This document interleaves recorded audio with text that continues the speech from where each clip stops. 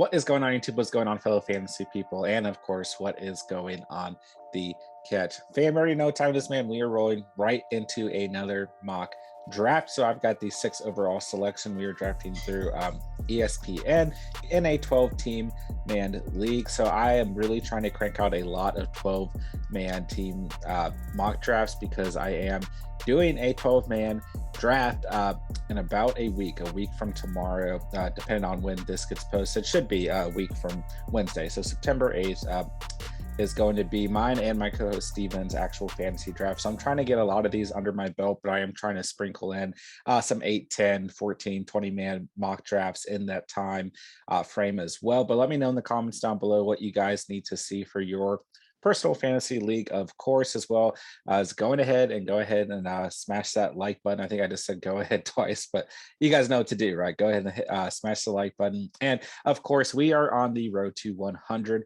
subscribers here at the catch. So go ahead and hit the sub button. And yeah, let's hop right into it, man. Quick side note right before we start, I am on vacation. So this is not my normal setup, but you can see in the background behind me, I did bring Baker Mayfield. He is here to bring us good luck. So we should be good to go. So let's get rolling, man. So with the 6 overall selection, definitely going to be targeting a running back. Would love to see someone like Kamara slide out of the top 5 to us. But if he does not, then I'll probably target that of Ezekiel Elliott, Nick Chubb, Jonathan Taylor, or Aaron Jones. Honestly, really like all of those backs. They're all going to see a lot of volume in the upcoming year. So really, I think this is a good place to draft from. Maybe not my absolute favorite, but still a good place to go out and get a pretty good running back overall, and then still get some pretty valuable picks in the second, third, and fourth round. So if you guys didn't see the breaking news today, I'm sure everyone has seen it by now. I literally rushed in from the beach to do a video on it, but Mac Jones has won the starting job at the quarterback position with the New England Patriots. So we will definitely have to kind of take that into consideration. I wonder if I can go and check if they've moved Damian Harris up in the rankings at all due to that.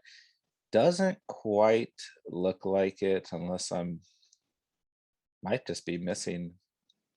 I don't where. Oh, there he is, number 52. I was like, where is Damon Harris? Yeah, I don't think he's really moved up, at least through ESPN.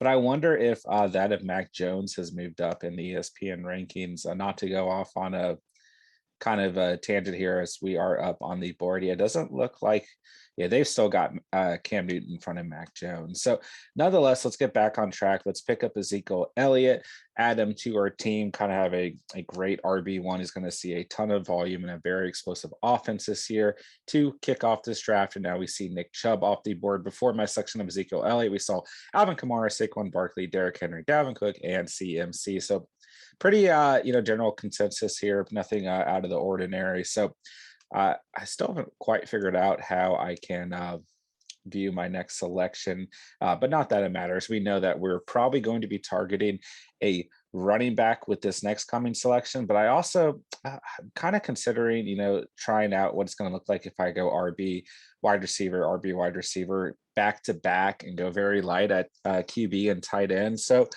well, we'll see when we get to this next selection if I want to switch up the typical strategy. But like I said, I've really got to start getting a lot of these 12-team mock drafts under my belt just to feel the most prepared for next week. I also have my 20-man actual draft on Sunday night. So that's one that I'm going to have to pump out some videos. I know those 20-man mock drafts aren't as popular. I know not as many people play in those, but I think if anything, it's entertaining for you guys to see kind of where I'm at within my 20-man league and preparing for it. So Patrick Mahomes selected 8th overall. I'm telling you, man, don't not expect this to happen, man. It's going to happen. I mean, you guys know your leagues better than I do, but nonetheless, man, people are going to be targeting Patrick Mahomes in the first round as well as Travis Kelce.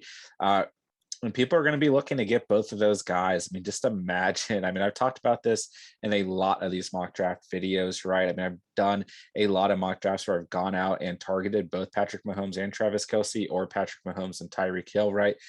Just imagine like the sheer absolute fear that you're going to put into your opponent every single week. So nonetheless, what a steal that we just saw with pick 12 and that of Devontae Adams, right? And Najee Harris. Pick 12, I'm telling you, man, it's just kind of where I want to draft from. You're not necessarily going to see a guy like Devontae Adams realistically slide there, but you can get a very good wide receiver and a very good running back. You can get two very good running backs. You can get a guy like Patrick Mahomes, possibly Travis Kelsey slides to that point.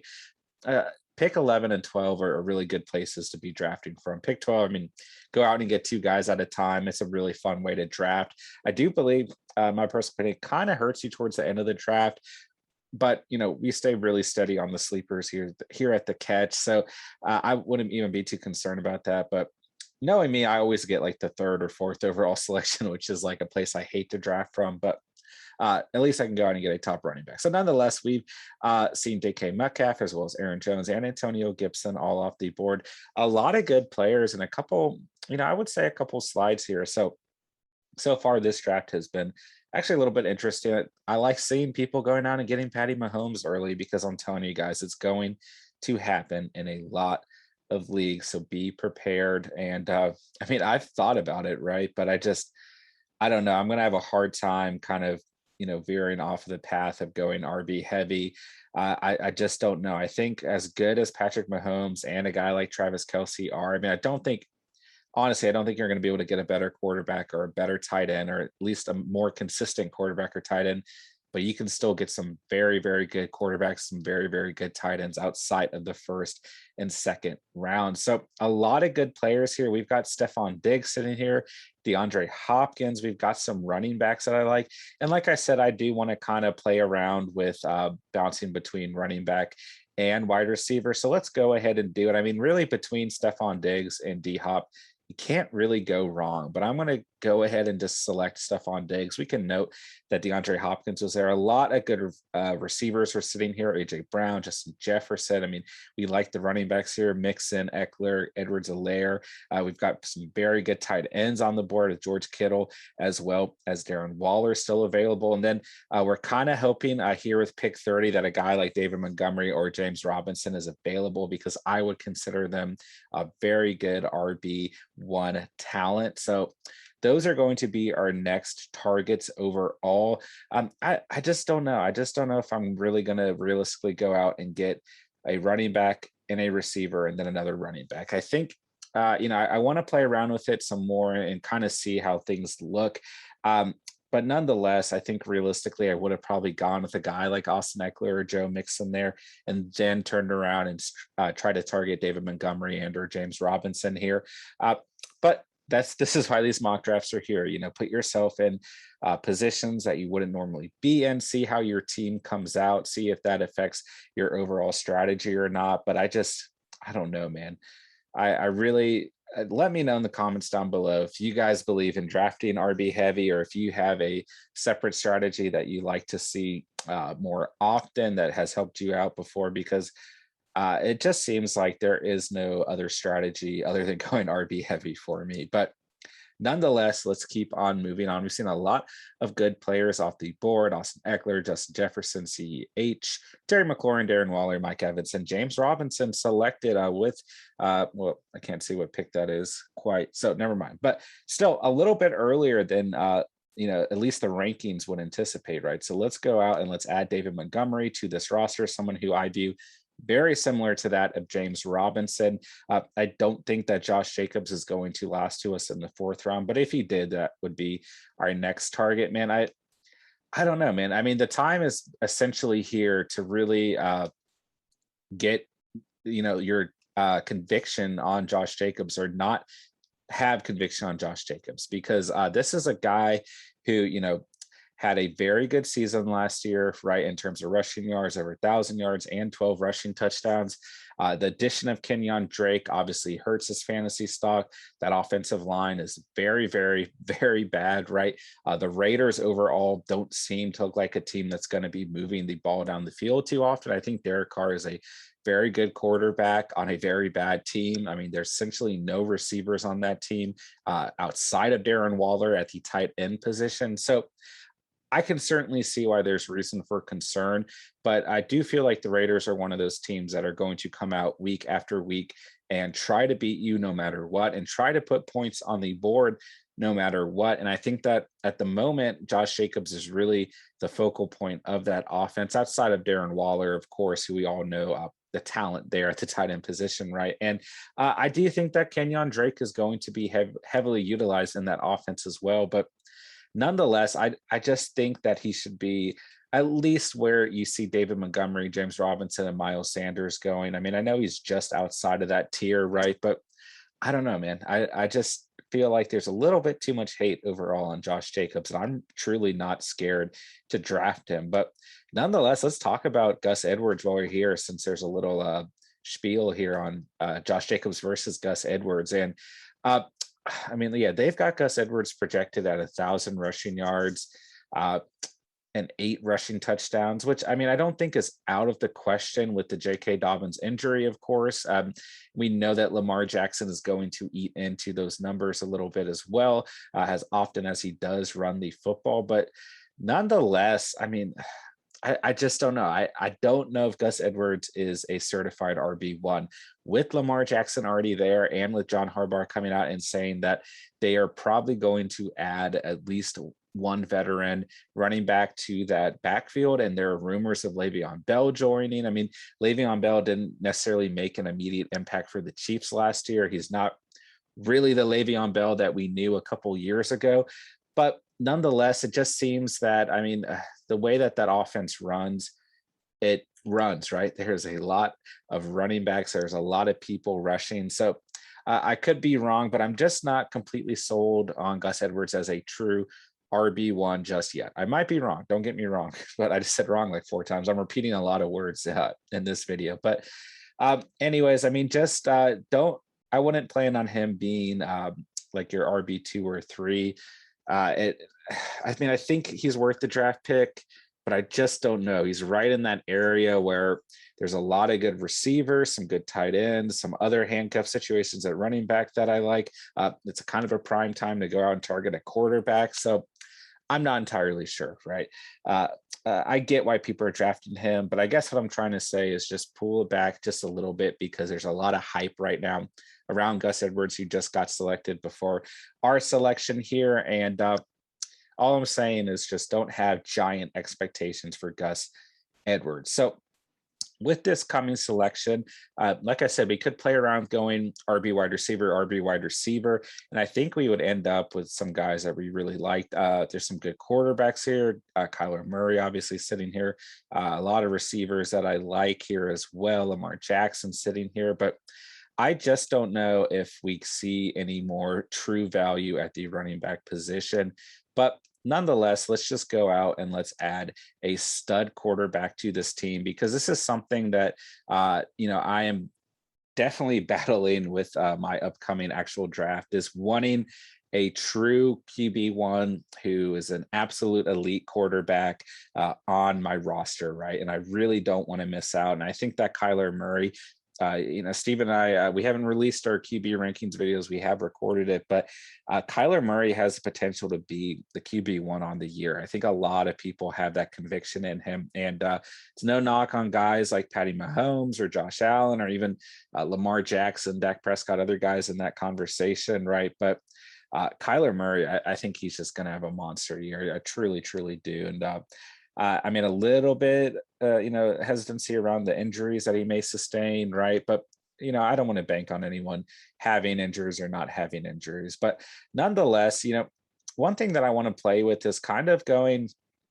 I mean, I know I've talked about a lot of different strategies throughout this mock draft thus far, but the point is that I'm kind of really starting to evaluate things from all over the place, because there's so many different aspects that go into drafting, and I'm just like, man, there's a lot of players that I want to see on my team, and obviously not everyone's going to make it. So nonetheless, I do kind of want to play around with really going after a lot of these handcuff situations at the running back position, right? I mean, Damian Harris looks like a good pick right now. Javonte Williams, someone who's going to have a very, very easy strength of schedule. Let's see what ESPN's got to say. If there's any updates on Javonte Williams, right? They've got some projected boomer bust. Okay, nothing really going on here. We only have 30 seconds to make this pick. I am really feeling Damian Harris after the announcement of Mac Jones being the starting quarterback for the New England Patriots, right? We've got Jerry Judy sitting here. We've got some very good tight ends. I mean, I don't know, man. It's a tough decision here, right? But let's go out and let's add Damian Harris. Let's get a third running back, as we know that position is going to thin out pretty quickly overall. And let's go ahead and start queuing up some guys. I don't think a lot of these players are going to fall to us, right? But that's okay nonetheless, right? Excuse me. All right, so let's see. I'd really like to get Jerry Judy on this roster as well. It feels like every video I see at the moment on like YouTube or even on like different blogs and fantasy sites out there, a lot of people are talking about Jerry Judy. And you guys know I've been talking about him all off season since we started this channel. That is like my guy, right? So I feel a little slighted that everyone else out there is just now starting to talk about Jerry Judy, but nonetheless, I do think he's going to have a fantastic year, and don't be scared to add him to your roster, right? But with this next pick, we probably do want to go out and add another receiver and possibly a tight end. And yeah, I'm kind of looking at trying to just build this core roster and still make it RB heavy, but being able to fill out the wide receiver and tight end position, and then just dump a ton of running backs onto the roster and get a lot of different handcuff situations. So I guess the point being is that I'm trying to play around with seeing how many of those running back, handcuff situations can we get on a roster after completing a roster of, one quarterback, two receivers, one tight end, and then three running backs. So you kind of have all of your positions, including your flex position, filled, and then your bench is just loaded at the running back position. But maybe not the strongest running backs overall to have, right? So like I said, I'm just all over the place trying to get as many of these 12-man mock drafts down because have felt very, a lot of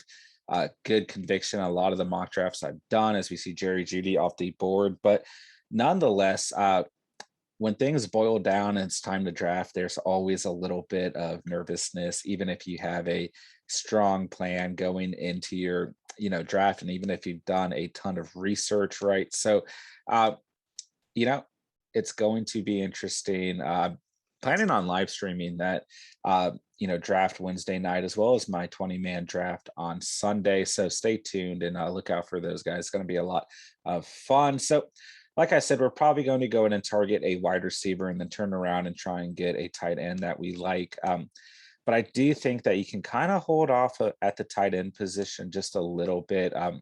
But I'm telling you, my two top tight ends that I want on my team, unless I go out early and get a guy like Travis Kelsey, right, which is going to be hard to do, right, or a Darren Waller, or George Kittle, the way that I draft, it's going to be relatively difficult and probably not realistic. So my guys, I'm standing by them, are Robert Tonyan and Mike Gesicki. I mean, those are really my late round guys that I think can still be easily top 10, even arguably top 5 tight ends on the year. So those are really the guys that I want to target a little bit later on. So there's a lot of good receivers at this point in the draft that I really like, and I really don't mind being my wide receiver too. I mean, I just don't mind whatsoever, right? But Chase Claypool's sitting here. I mean, Dak Prescott has fallen all the way here. We're almost to the 7th round. So nonetheless, I mean, Miles Gaskin is sitting here. I wonder where they've got him projected for this coming year.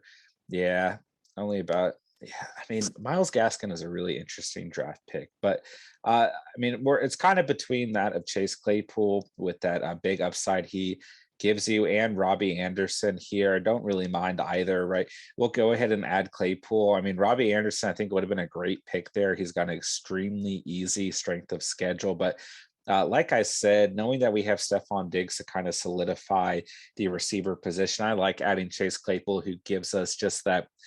He has that big play ability, right? I mean, we know that at any point he can go out and have some really big games. And a receiver who I haven't talked about a lot so far in the offseason and or preseason is Chenault Jr. I mean, he had a great rookie year for how much he played, 600 yards, 5 touchdowns, right? But uh, in the preseason, we've seen that our guy Trevor Lawrence likes to target Chenault Jr. and has targeted him in the red zone as well. So I think that he's a very sneaky selection. I mean, I like DJ Chark a lot as well. I think he's a great wide receiver, and he also had a very good year last year, very similar to Chenault Jr.'s numbers. So I think that both of these guys are going to be really, really sneaky values in later rounds. And I think they're going to be some of Trevor Lawrence's main targets. But and part of me wants to pick up Chenault Jr. here as well. I mean, we see a lot of good receivers on the board. I don't think all of them are going to last, but it's possible that one of them falls to us. And we see some good tight ends. So Robbie Anderson is still on the board. And if he is available with this next selection, I'm going to go ahead and pick him and see if we can get one of those tight ends in the coming round. I do think that we have a chance, but Noah Fant is off the board, which means that we could see a run at the tight end position. I mean, if Robert Tonyan gets selected, then we just kind of hope that Mike Gesicki slides out of there. But tight ends are really interesting this year. I think there's some late round guys who really show a lot of good value as Justin Herbert is selected. So let's see. Daryl Henderson's on the board as well. I mean, it's a tough call, right? Because I just said we really want Robbie Anderson, but let's go ahead and add Daryl Henderson. Like I said, I'm still pretty high on Daryl Henderson overall. I know that he's been dealing with injuries, right?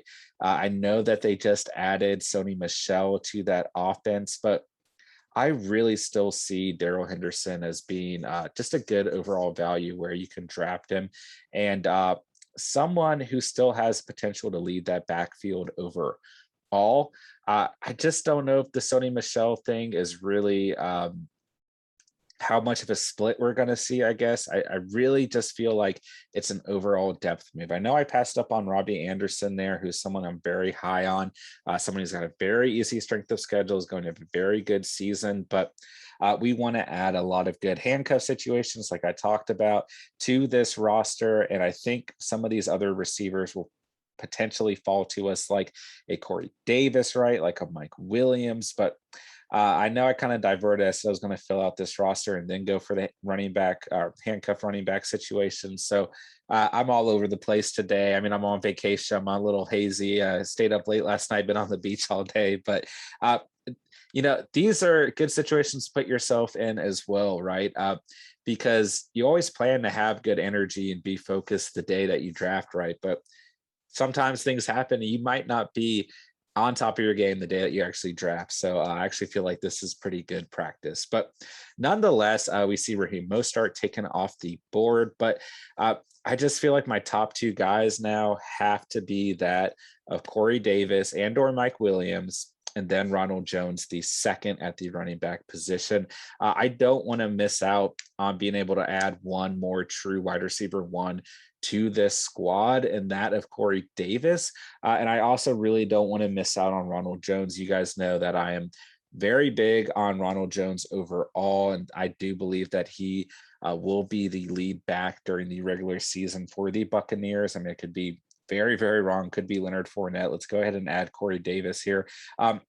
But nonetheless, if Ronald Jones gets selected before an next selection, which is definitely possible, then we will turn around and try and add either Robert Tonyan or Mike Gesicki to this team. I think that if we don't pick one of those tight ends with this next selection, which, like I just said, we might not be doing so because Ronald Jones might be there, then I don't know if we're going to get them, right? So in that case, we would turn around and go ahead and pick up Tyler Higbee and or Evan Ingram. I mean, listen, man, I know that Evan Ingram has not really come back to his true form. I know that I hate the Giants as an offense this coming year, and I know that he does not present good value in terms of touchdowns as well as any good value in terms of like standard scoring leagues. But nonetheless, I think from a PPR standpoint, especially in deeper leagues, I think that Evan Ingram actually needs to be considered, as we just missed the selection of Ronald Jones II taken off the clock. So what a bummer. So let's go ahead and check the running back position.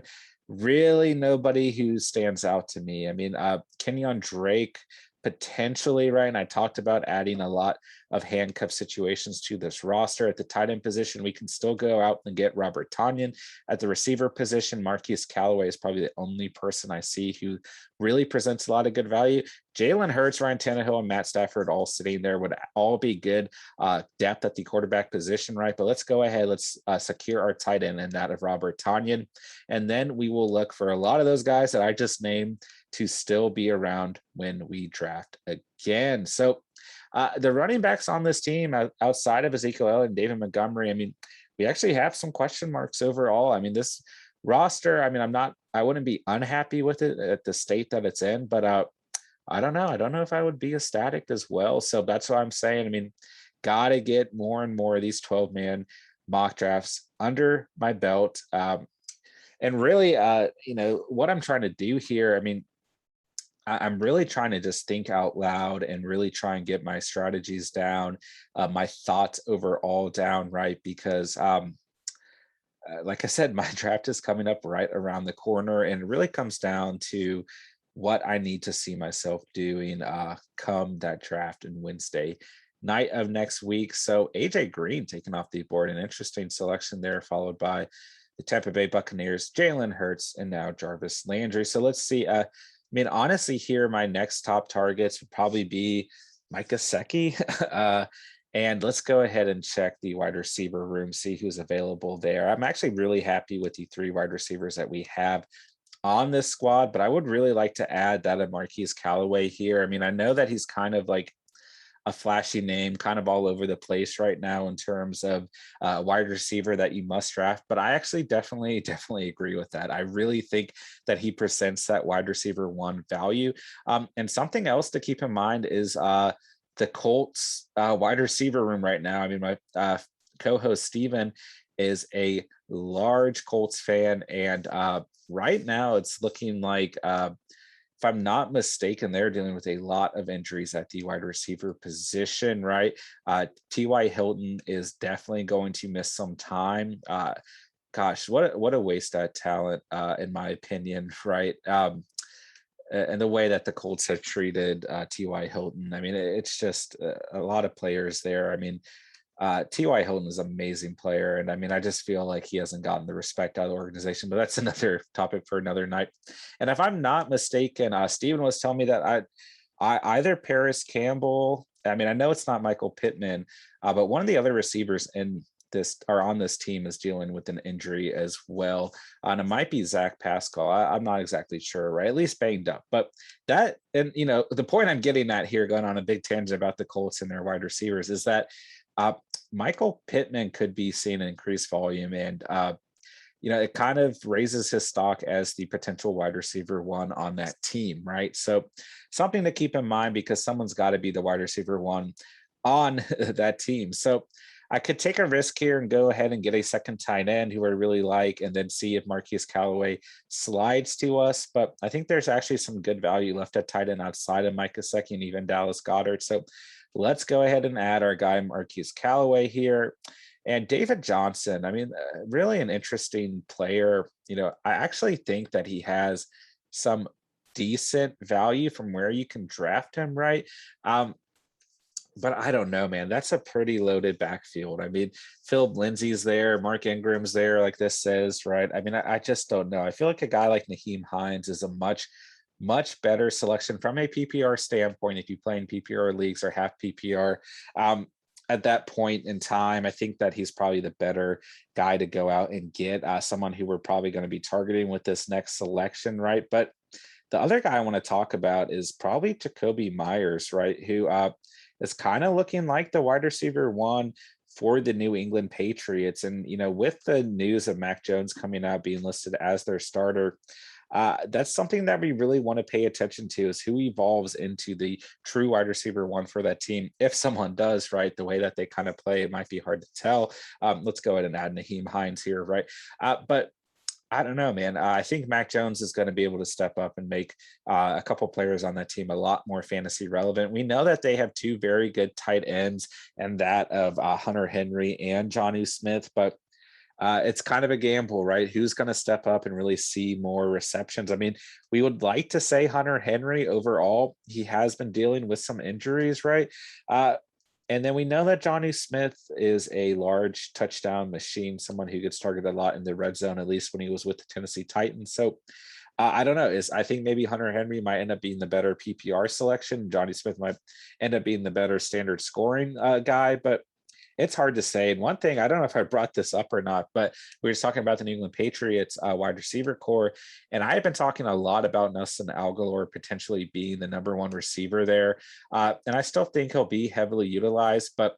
From what we've seen in the preseason, and I know that I don't think he's played too much in the preseason, right? But uh, I mean, there's still a chance he could be the wide receiver one, but I don't know. I feel like that's one that I got wrong. I talked about Corey Davis a lot early in the offseason. I talked about my guy Jerry Judy a lot early in the offseason. I also talked about Nelson Aguilar, and now I'm just not entirely sure. I'm not scared to draft him because where you can go out and target him, right?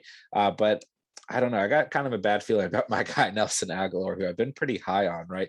John Brown is another interesting selection. I mean, someone has to be the wide receiver one in that offense. And a lot of people think it's going to be Henry Ruggs, the third, but I don't know. I don't really feel like they have somebody who can be a wide receiver one overall. I think they have some guys who are going to be better suited as like a wide receiver two.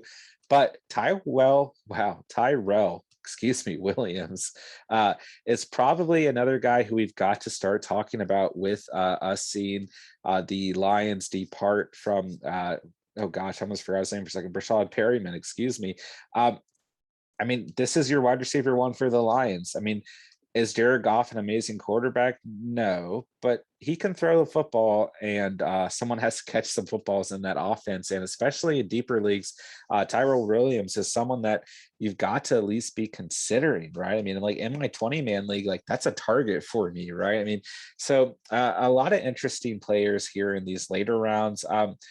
Dude, I can tell you that I want to draft Mac Jones like really badly in my actual league. I really want to see Mac Jones play really well. But I will say, from a fantasy perspective, I just don't know if the way that offense is ran, if Mac Jones is going to have a fully lights out year. I mean, you think about a lot of Tom Brady's career. I mean, of course, he's a phenomenal football player, but he's more, outside of what we've really seen him do with the Buccaneers, he's an efficient passer who wins a lot of playoff games and wins Super Bowls, right?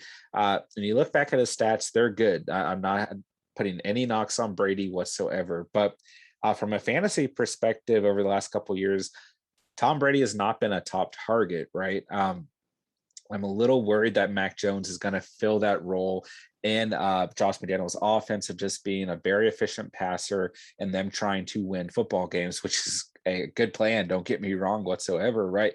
But nonetheless, I still have some pretty good faith overall in that Mac and Cheese Big Mac, right? So Tyson Williams, the running back on the Ravens, has moved up, and that's pretty interesting. But I'm going to add J.D. McKissick as a very good PPR value at the running back position to this offense, and I'm happy with that pick. I don't mind picking up J.D. McKissick. I think he's going to see a lot of third down value, and I think he's going to have some good games this year. I wouldn't count on him being your RB like three, like your flex position guy, but if it comes down to it, I think it's a good pick, and I think he's a good target in deeper leagues as well. So at this point in the draft, let's go ahead and check who's available at tight end: Hunter Henry, Irv Smith Jr., Eric Ebron. I mean, really no one that we necessarily want to go out and get, right? So we will just kind of sit back, and I'm probably going to go ahead and draft a quarterback, but I've still got two spots left here. So we'd like to get a skill position player and then maybe go out and get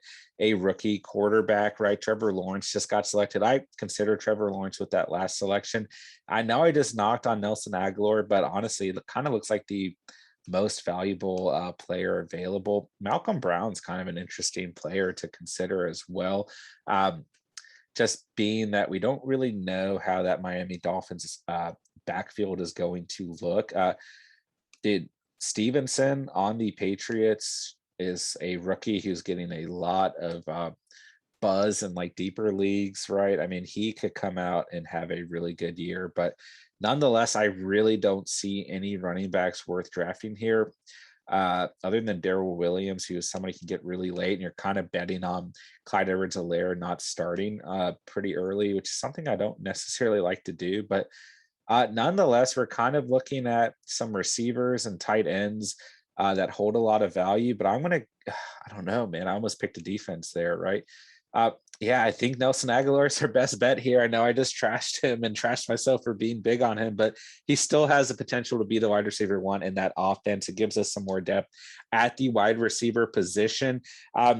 So, I mean, nonetheless, we've gone out and gotten a lot of guys that we've gotten in mock drafts before. I think we have some good handcuff situations on our bench at the running back position. I think we have two very good running backs, two very good receivers, some very good depth at the receiver position on the bench. So let's go out and let's add another quarterback to this roster with this next selection. I mean, Kirk Cousins isn't necessarily a bad pick here, in my opinion. Teddy Bridgewater is a very, very easy strength of schedule. But I mean, we'll just note that those guys are there available as well. I mean, Ryan Fitzpatrick, Jameis Winston is there. Let's go ahead and check the tight end position, make sure there's no one that we want to miss out on. I mean, I think Jared Cook's an okay pick. Anthony Firkser is an okay pick. You guys know that my guy Pat F on the Pittsburgh Steelers area is all the way down there. It's kind of one of my sleepers, right? But nonetheless, for an honor of let's go ahead and add Gardner Minshew. No, I'm kidding. But in honor today, let's add Mac Jones to this fantasy roster. Why not? I mean, that's our guy. I mean, like I said, I don't necessarily know how fantasy relevant he's going to be.